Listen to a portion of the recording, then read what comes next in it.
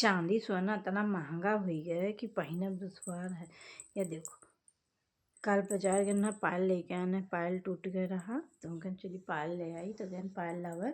तो ये देखो, पहले जब 3-3 हज़ार के पायल मिलत रहा, आज ही पायल 6 हज़ार के मिला है।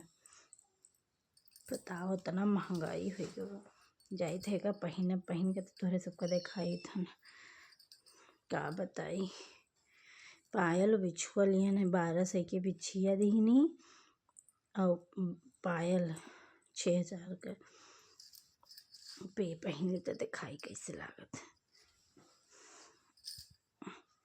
कह नीक डिजाइन के दिखाओ, पहलवा दिखावे लगे, दम्मा बतावे लगे, कन में खड़ा हो गया। हम कहन भैया पुरन के मॉडल के दे दियो।